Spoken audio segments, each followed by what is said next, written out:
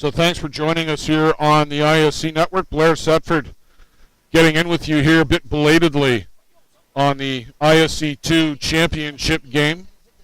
Bare Bottom Lodge with the 1-0 lead. For those of you who have been tuned in, thanks for joining us and had a bit of work to do to get ready for the closing ceremonies that will follow this game.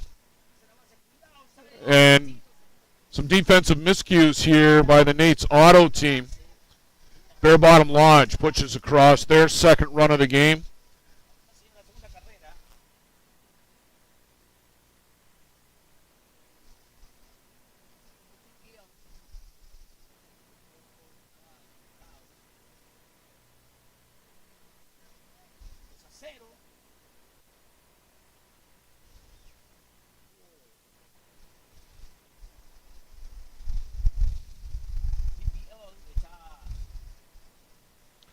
That was John George, the 9 batter for Bare Bottom.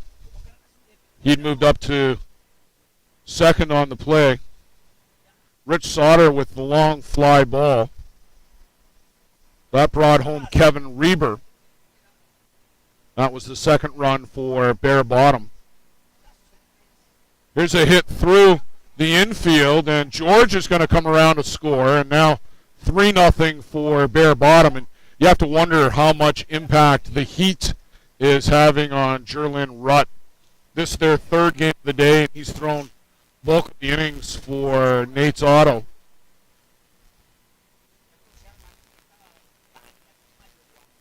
The weather here today, it's a gorgeous, gorgeous day, but it is just plain hot.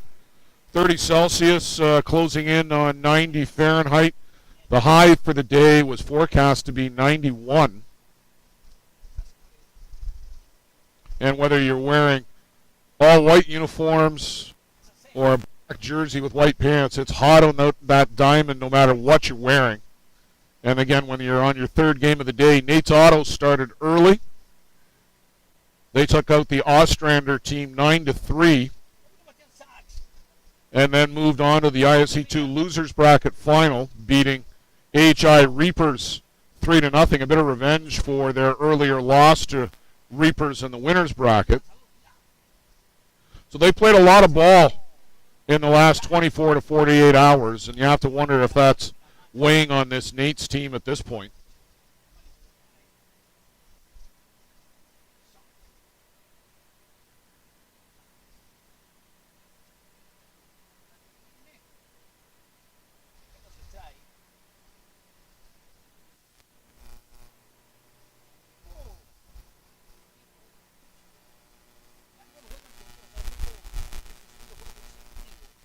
Ivan Sachs at the plate. To the shortstop, a short flip to second for the final out of the inning. But Bare Bottom scored 2, and they'll take a 3-0 lead to the top of the third here. The ISC2 championship game on the ISC Network.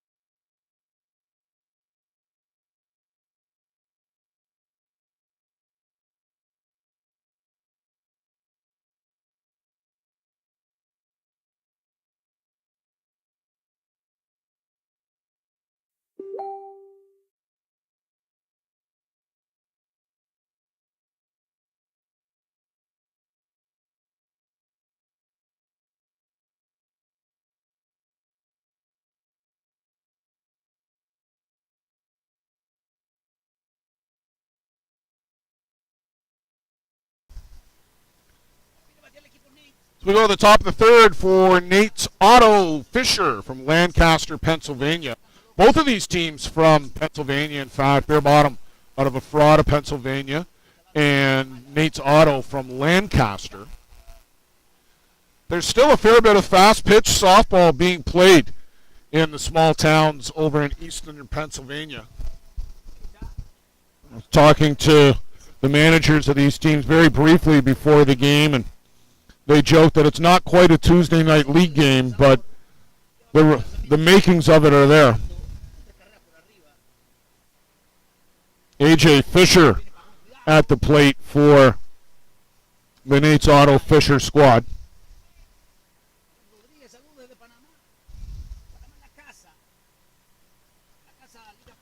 Fisher's made their debut at the World Tournament in 2019 at Denmark. Ground ball out to the second baseman for Bare Bottom.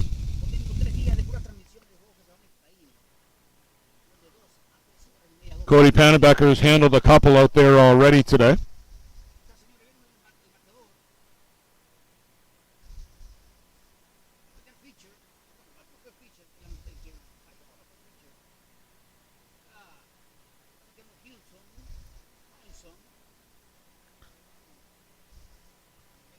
Taylor Hilson.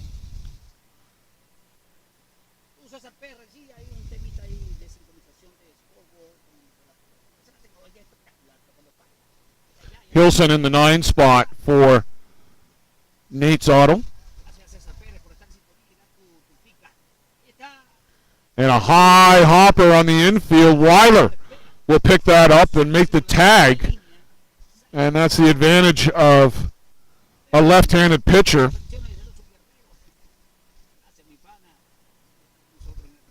Don't know that a righty falling away from that side would be over there to make that play.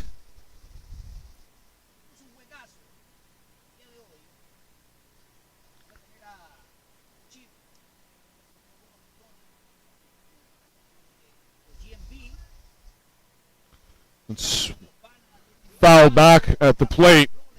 Zach Shirk, a newcomer to ISC, and he's had himself a good week for the Nate's Auto Fisher squad.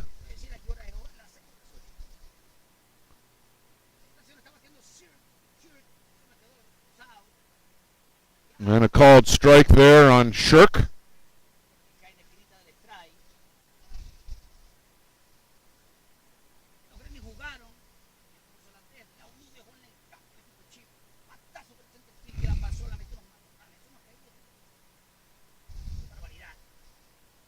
And fouled back. Shirk was batting over 300 at the last stats check.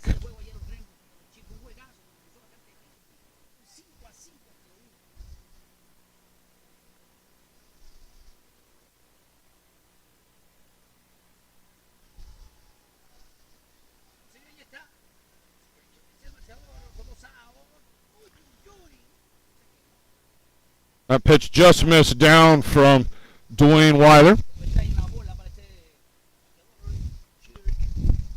Hope you've been following us along on social media as well. Some of the great video clips that are finding their way onto social media. Fouled off. Want to thank my new friend and partner, Luciano Lafranco. We have worked well together here this week, had a lot of fun. Luciano doing the simulcast of the broadcast in Spanish on his La Liga Softball Premier on YouTube. And, of course, we're here on the ISC network. Luciano had his drone out flying last night. We took some great video of the ISC Special Olympics game. That got posted today on social media. And then a view from the scorekeeper's tent at ringside of that Wayne Laulu walk-off home run. Here's another high hopper on the infield coming across. Pannebaker can't make the grab, and it's going to drop out of his glove. So, high hopper. I don't know that he was going to get Zach Shirk anyway. We'll see what the official score says. I'd probably go with a hit in that particular instance, but not my official call today.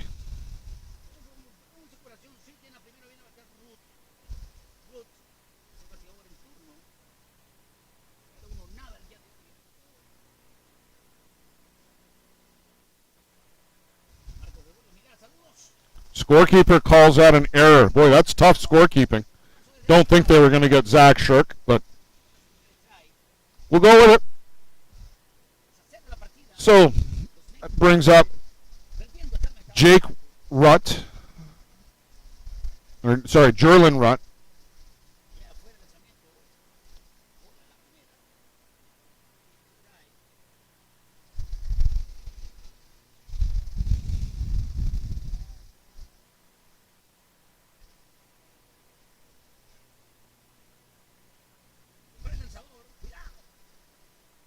And that's fouled off at the plate.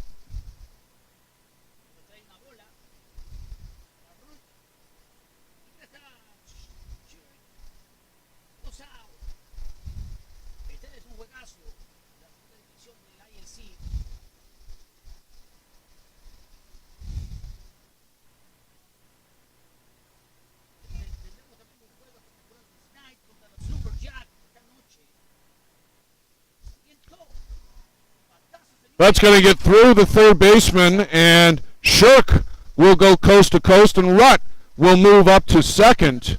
Lombardo couldn't handle that hot shot.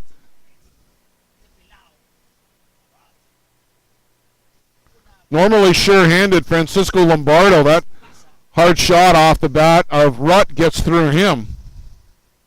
And Jerlin Rutt. If they give an error to Panabaker, I'm going to guess that they're going to give an error on that one too. But again, a hard hit ball. Hard to take away base hits from guys that hit the ball that hard.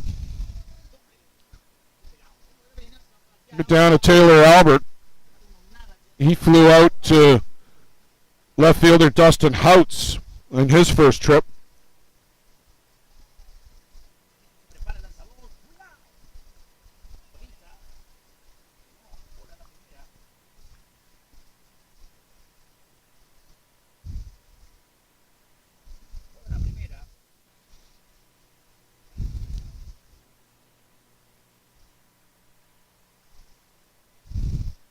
Runners in second and third. Weiler's a bit of work to do. Albert is leading the tournament in RBIs with 8. And I think we're likely to see Mr. Albert possibly featured in the closing ceremonies.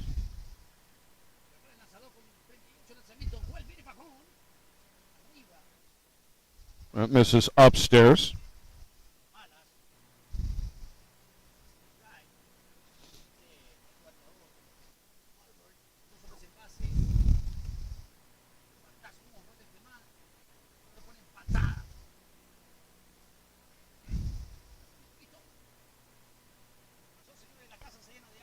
Ball 4, and Weiler has worked the bases loaded and created a mini jam here for himself. On the other hand, working away from Albert, not a bad strategic decision. Set up the force on any base and stay away from the biggest RBI guy in the tournament.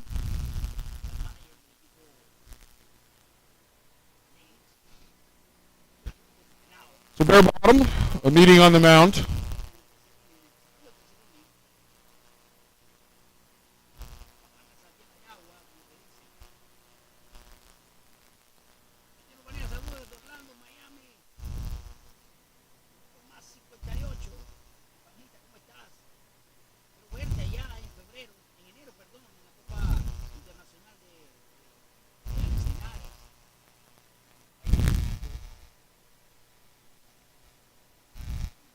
So Jake Rutt steps in.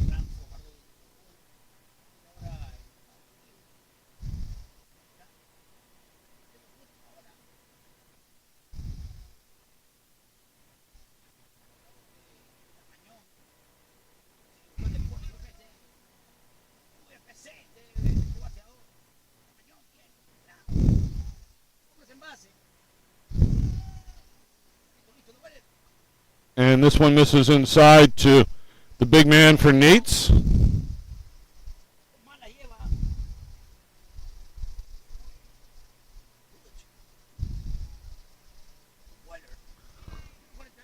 Weiler's got 2 outs. Needs to find a third one. And this one is lifted foul down the right side.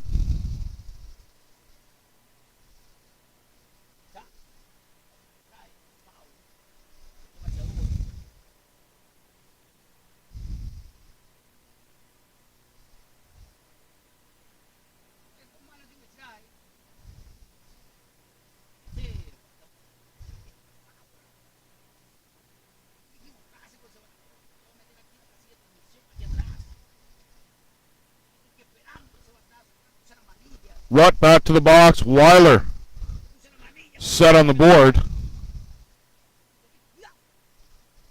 This one misses downstairs.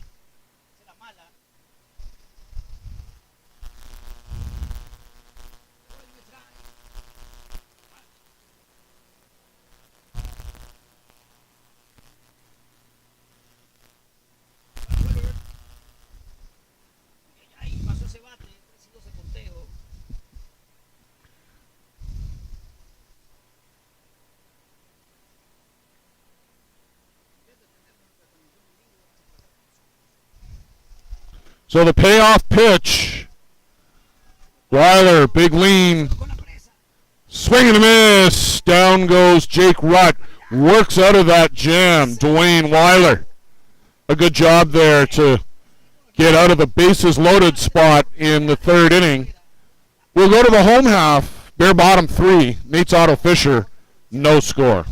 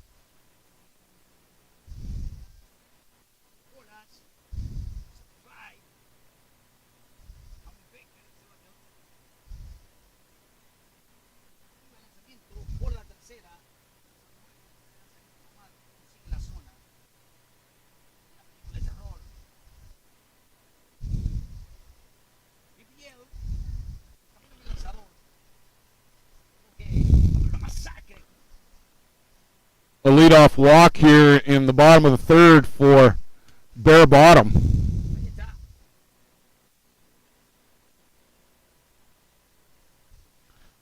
They've got this 3-0 lead and looking to add to it.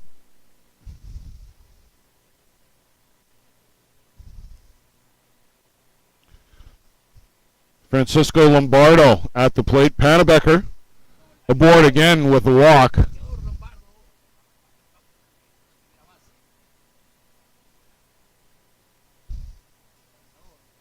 Lombardo showing bunt and then pulled it back. Boy, don't take the bat out of this guy's hands. Let him swing away. You've got a 3-0 lead.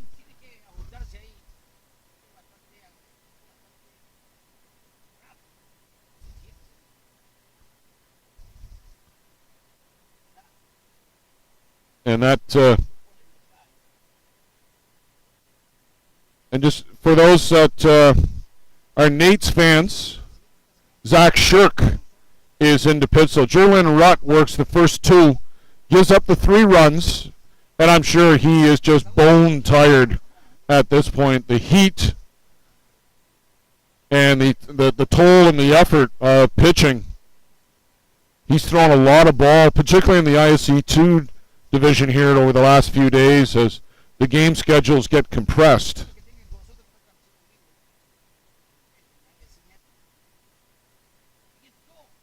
Lombardo drills this one foul down the left side, just foul.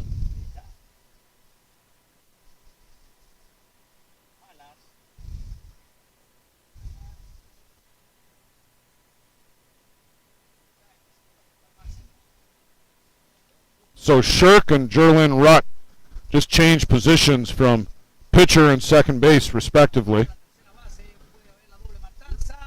to 2, and they get 1, and Jerlyn Rutt doing a good job to dance out of the way there. A.J. Fisher with the flip over to second, and they get Cody Panabecker, the lead runner. We'll bring up Brandon Rutt for Bear Bottom.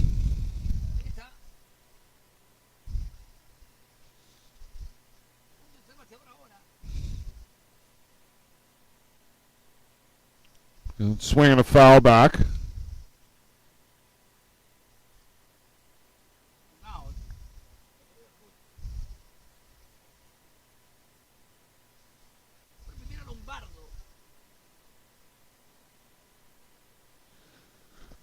The Legends guys arrived in town last night, and their games kicked off here today at the ISC World Tournament. As one tournament winds down in ISC 2, Legends gets going. And we'll bring you the ISC Legends Championship game on Saturday. That'll be our first broadcast of the day.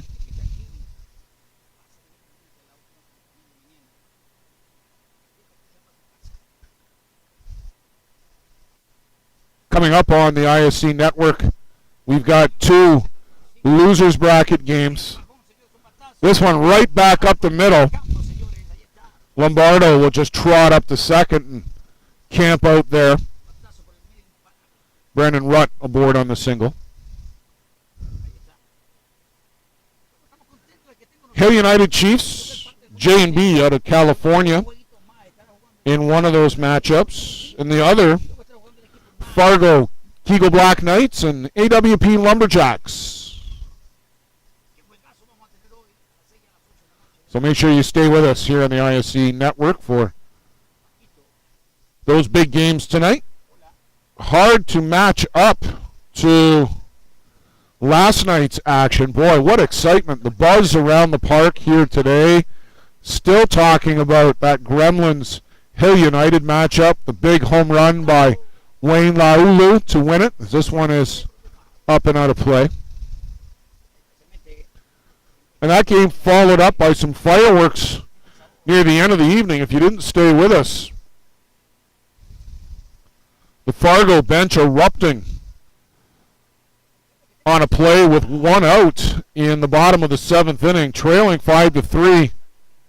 A little nubber in front of the plate catcher for the Twins, Ryan Boland, picked it up, and on the throw down to first, it hit the runner, Zach Shaw, in the back.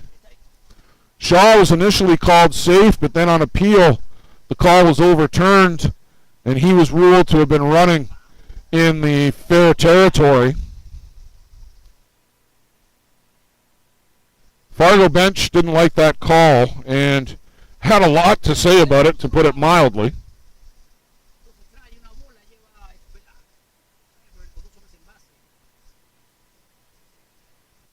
So some fireworks at the end of that one.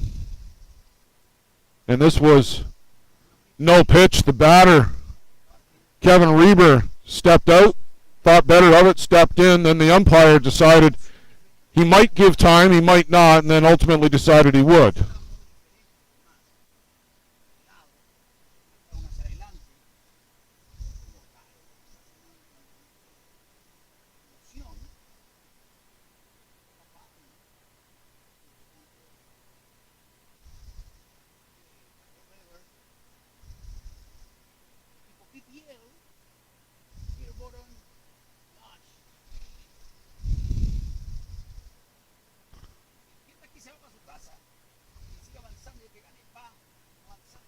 Reber is going to run a set of balls here if he keeps fouling them off.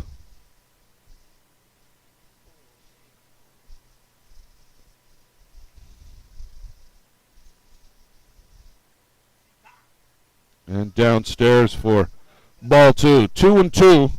There's quite a racket going on with the local school kids. They have come out in droves to get the 50 cents per foul ball, especially for those that have gone into the cornfield off of Diamond 3. One of these enterprising young lads brought some rubber boots to traverse the bit of muck and mud on the edge of the cornfield. And he's become quite the local entrepreneur. I think he's recruited a gang of kids, and he takes a cut for every ball.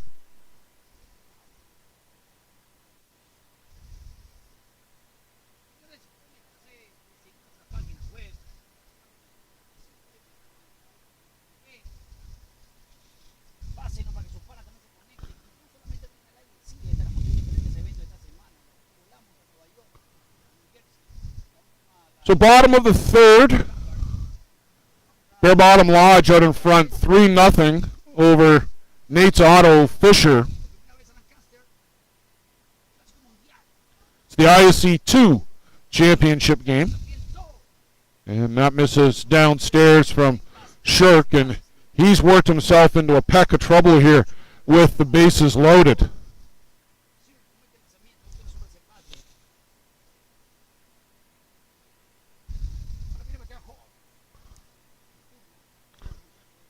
Dustin Houts at the plate.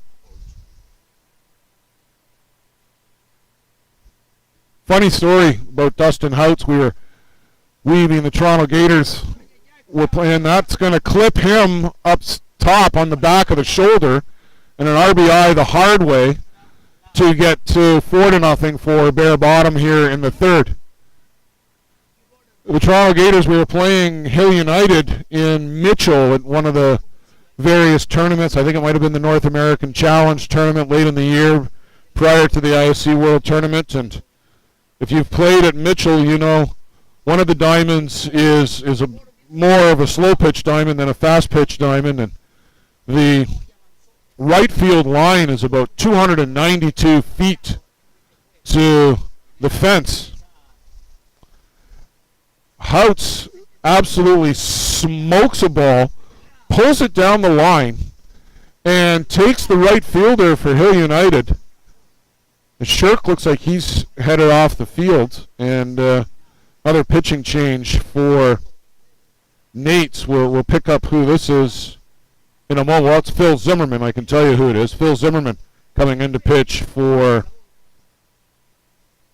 the Nate's Auto Fisher squad. So Houts takes Adam Folkert about 290 feet to the base of this particular fence, and it's caught there by the right fielder for Hill United, Could have been Jeff Ellsworth. Might have been Nico Curiel. Forgot who was playing. In any event, Houtsey comes back to the bench, and it's dead silent on the bench because, boy, he's just hit a ball a long way off of Adam Folkert. Houtsey comes back to the bench. It's dead silent. He sits down, and he says, ugh, called strike to